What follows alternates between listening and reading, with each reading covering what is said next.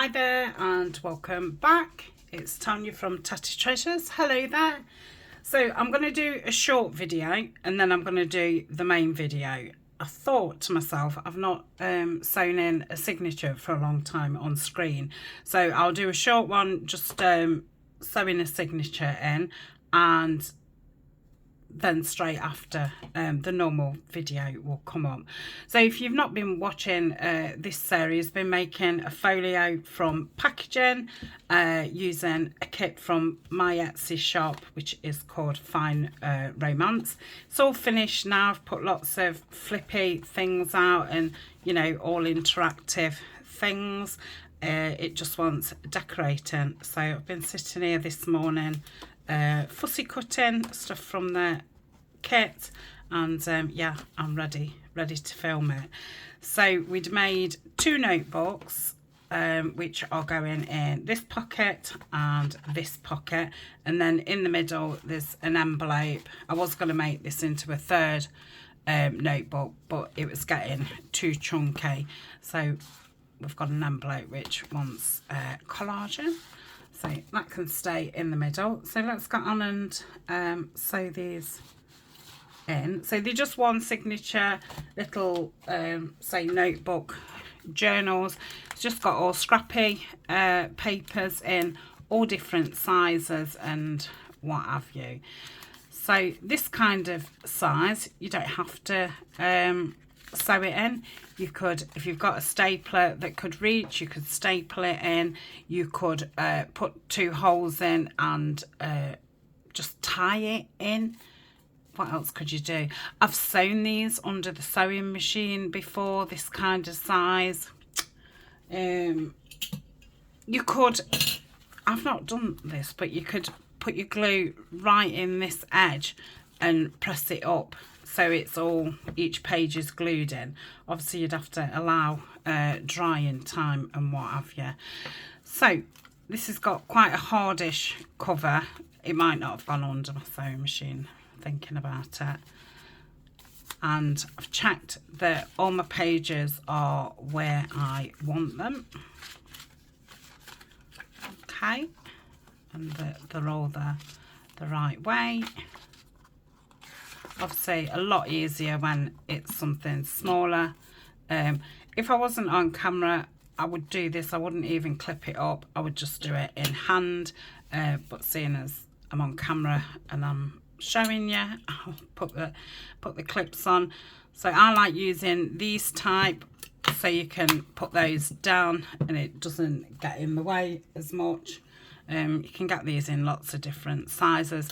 I don't know where all my small ones have gone. Smaller, you know, would have been perfect. So I've put one on each side. I'd perhaps, actually, thinking about it, would be better putting one at the top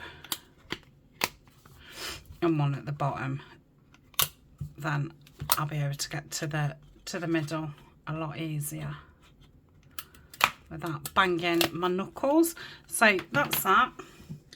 I've got some scissors and some wax thread. You can use all kinds of things for sewing in. I like the wax thread. It's really strong, it's pretty thin, it's wax, so it, you know, glides quite easily.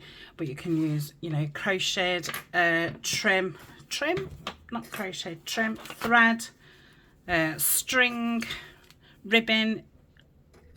Be a bit difficult to sew ribbon in, but you could obviously thread it through.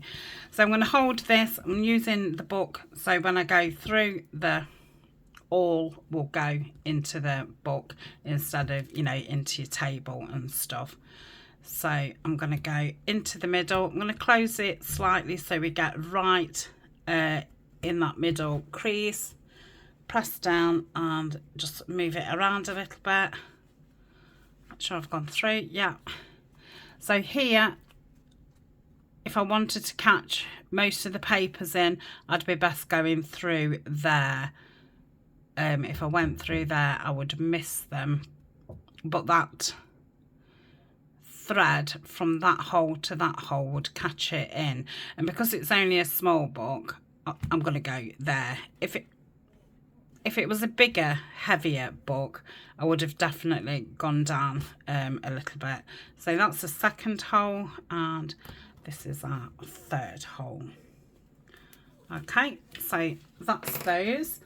We tend to measure our thread out 3 times our book. You can definitely do it with 2.5, easy enough, but I still do 3. I just think these rolls, I think I had them from AliExpress or something. I might have had them from Amazon in a set with so many and this, that and the other. And they're so cheap, it's not worth struggling with a smaller piece. Okay, so I've put the needle through the middle hole, just pull it through and open the book, and I like to catch the end of the string. Again, not necessary with something small like this, but when it's something bigger, it just seems to come in handy. So that's caught, so we know we're not going to lose it. And then we'll go back through this one. I've probably just moved the pages slightly, so yeah, we'll probably lose this needle now. Let's just give it another go. Can feel it. It's definitely not far off. That's it. So sometimes just a little wiggle will do, and you can find your way. And then, so your second one, you can either go up through the top or up through the bottom. It obviously makes no difference at all. And back through the top one, and then we go back through the middle. And we need to try and not get his needle through that thread. Nah, I have lost that one, which is good because I can show you. If it went too simple, it wouldn't show you anything, would it? So that's where my needles come out. So I'm just going to pull it out slightly and just lift the pages up, have a wiggle around. And sometimes you can just do that and pop them all on. Has it done that? I don't think so. Oh, we've just gone to the next one. Yeah, sometimes that's enough and you can get them all back on. And sometimes you have to do them one by one. So with that,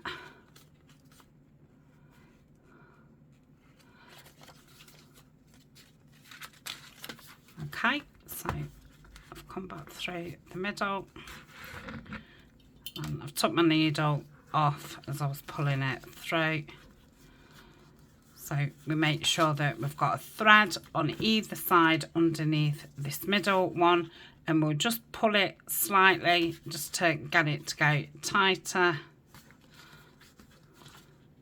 Okay, just give it a bit more of a pull there. So I'm going to hold it pretty tight, turn it round, and they're pretty tight. That top one's a little bit looser, so I'm going to pull at this top one, just pull it down a bit, and then just pull it in again. Let's see, that's lots better. Okay, so that is that. Obviously looks, I mean, it is simple, don't get me wrong, it's not hard, but if it goes wrong, it is a nightmare sometimes. And obviously the bigger the journal, the chunkiness and stuff, it can just be really fiddly. But when it goes right, it's a really quick job. So I'll do the other one, and then, you know, because I know when I was learning to do it, you know, I'd have to rewind and rewind and rewind, because I just could not remember, you know, which hole you went through first and all the rest of it.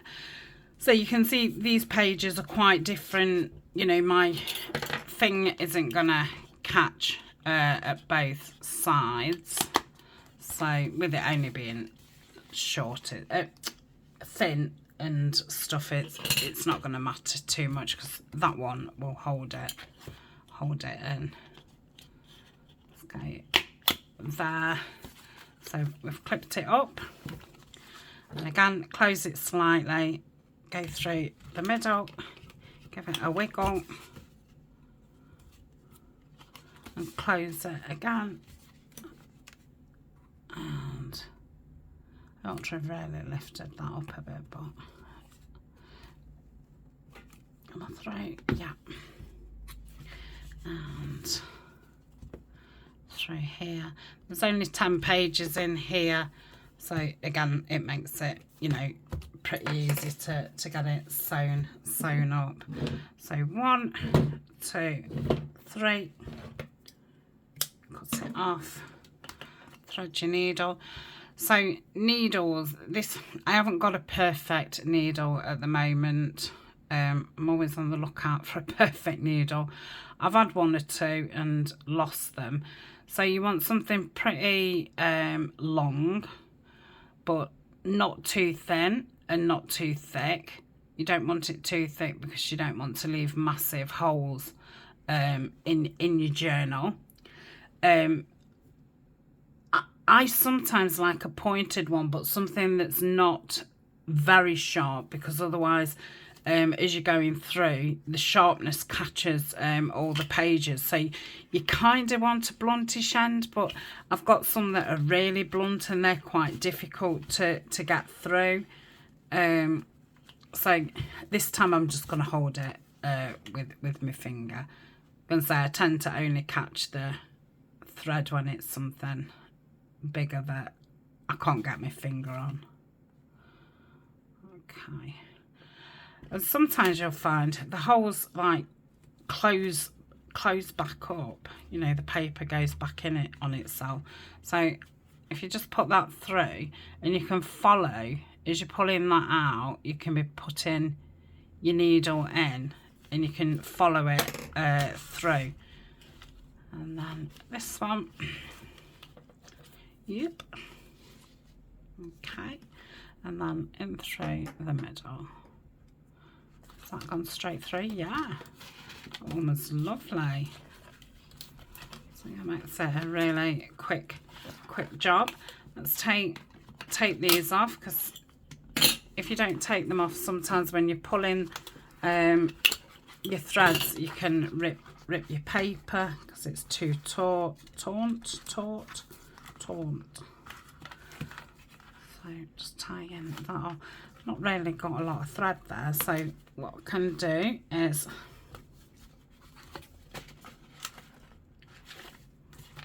cut myself some more thread. That's better. I couldn't get to it before. So let's check this side. Yep. Yeah. You don't want them, you know, right tight against it. You know, you want to be able to pull them, but you don't want any bagginess.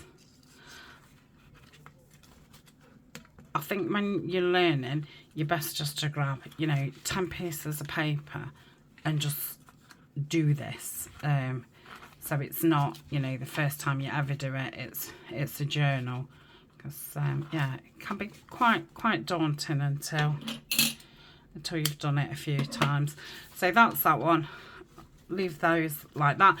You can either leave those, you know, like that. You can cut them short. You can have them longer and put beads on. You could tie a bow. I've seen, well, I think I've done it before. You can, you know, put a butterfly on there, stick another butterfly at the back.